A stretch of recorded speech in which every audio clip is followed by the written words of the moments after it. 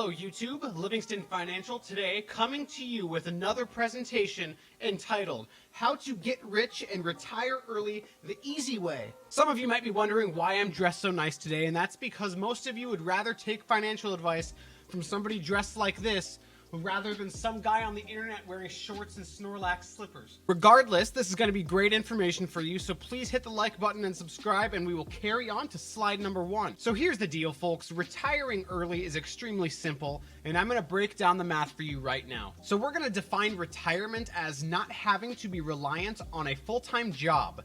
You can work if you choose, but you do not have to do it. Your time until retirement depends on one factor, and that is your savings rate as a percentage of your take-home pay.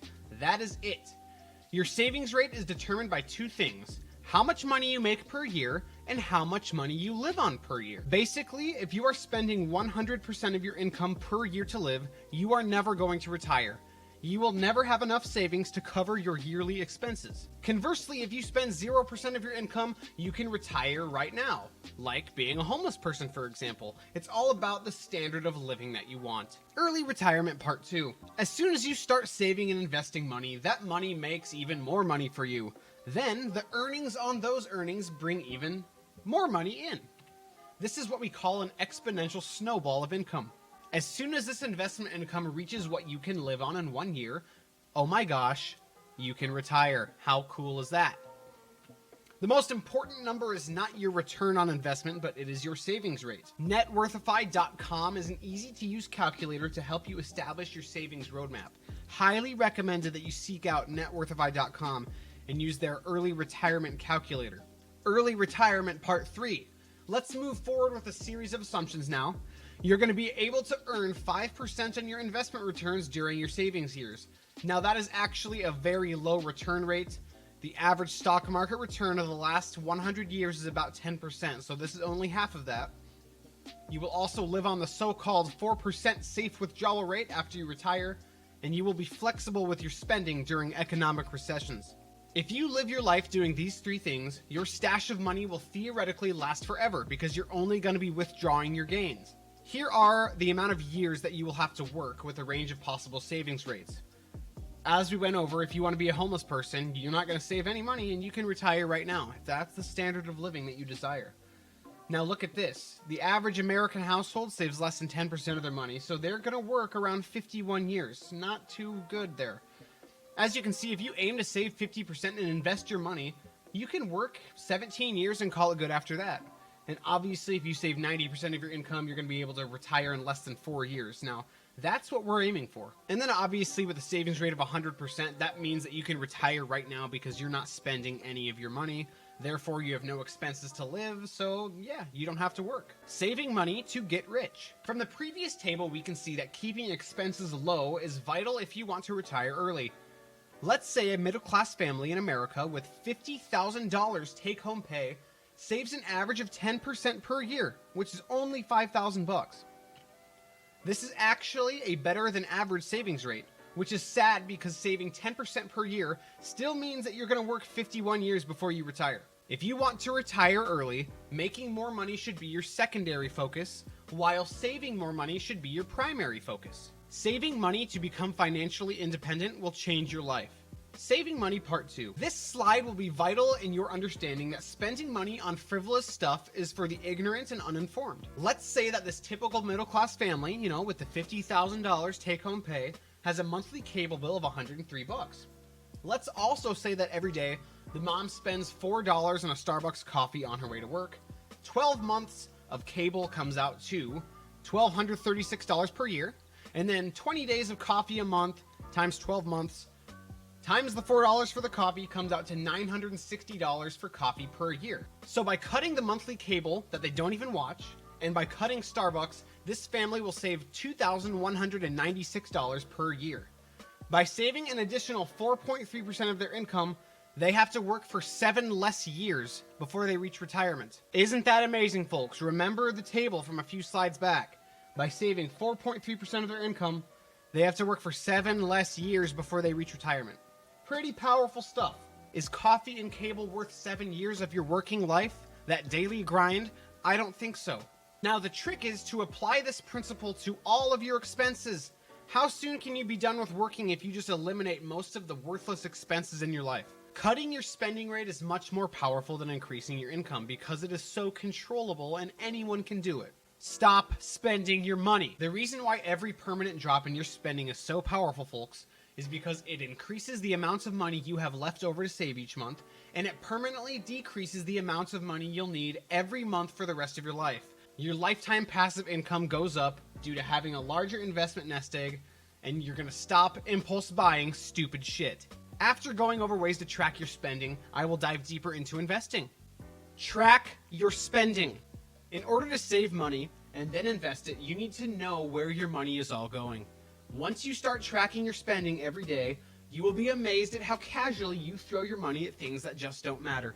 Thankfully, we live in an age where we don't need to review our bank statements each month to see how much money we're saving and how much we're spending. There are multiple free apps for your smartphone that you can use to aid you in your quest to be financially independent. I recommend the apps Mint and Personal Capital.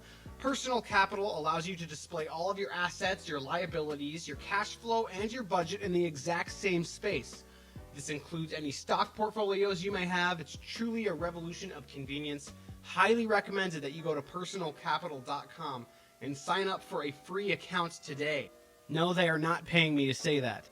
You can also use a Microsoft Excel spreadsheet like me. If you like this video and subscribe and just comment that you want the spreadsheet, I will send you a link personally. A few general tips for you. Saving cash comes out of your budget before you're spending money. Do not stack your spending money.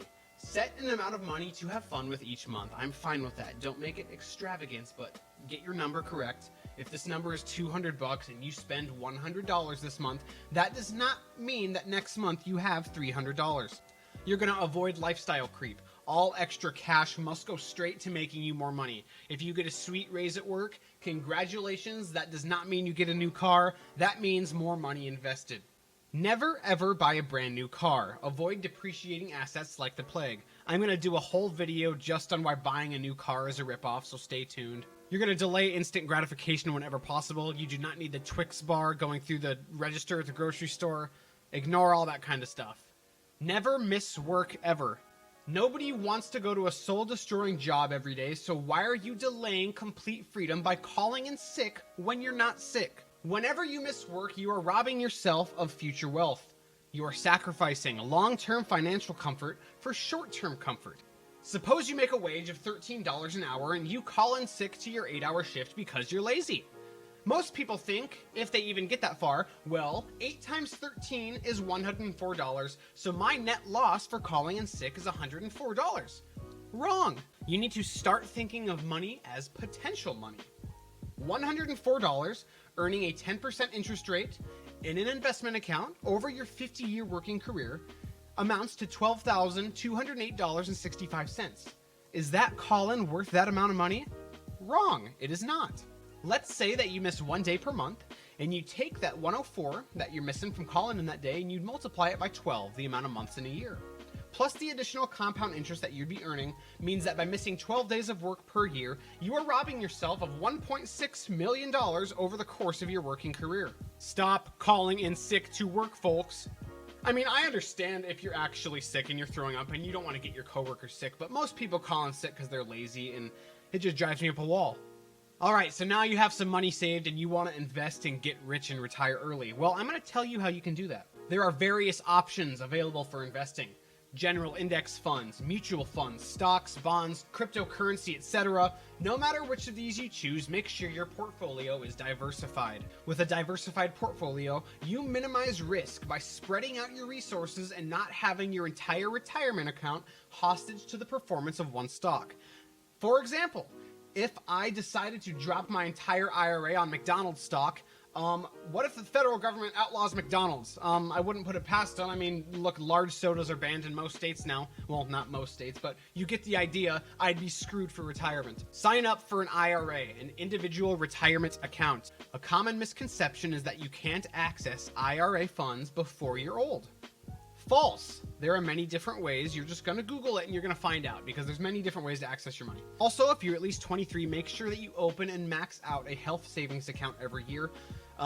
Basically, it's an investment vehicle that allows tax-deferred earnings, and you can take out the money tax-free when used for health expenses. So you're always going to want to be on the lookout for how you can grow your investments tax-free. Investing Part 2. After opening your account, it's time to start picking your investments. Stocks are a fractional ownership of a corporation. ETFs are exchange-traded funds. Now, these trade like stocks on a stock exchange. They have lower fees than mutual funds, and they are treated like a basket of assets, just like an index fund. They can track the Dow Jones Industrial Average.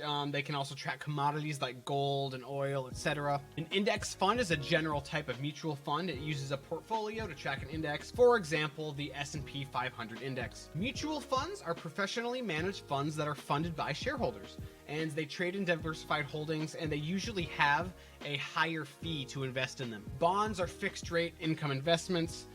You get an annual percentage interest payment by having these. You're going to want to pick funds with low expense ratios. An expense ratio is the annual fee that funds charge their stockholders. Vanguard has the lowest expense ratios out of anybody I've found. That's why they're so popular, because low fees equals more money for you. Fortunately, it's much easier to have a diversified portfolio if you buy funds, because they are collections of stocks. Some experts in finance claim that owning 100 different stocks isn't enough diversification, but who has the time to pick out over 100 stocks? Not me. So just pick index funds and buy them. When can I retire? Well, you can retire when the gains from your investments are more than your expenses. When you want to retire, aim to withdraw 4% of your investments every year as your safety withdrawal rate. Remember that. The average return of the stock market over the last 100 years is nearly 10%. If your nest egg returns 10% every year and you take out 4%, your stash will continue growing forever. This is a little screenshot of my 401k from work. As you can see, started down here, diversification plus investing plus time equals gains. Yippee! Thank you so much for watching. If you enjoyed this presentation, please press the like button. It helps with my exposure, and we need to spread financial literacy to the masses. Also, please subscribe to Livingston Financial using the button below. We have a new video every single Wednesday, and I don't want you to miss any. I want you to use this knowledge to get rich and have an amazing life. So don't miss another video and hit subscribe. Thanks again for watching. Have a wonderful day.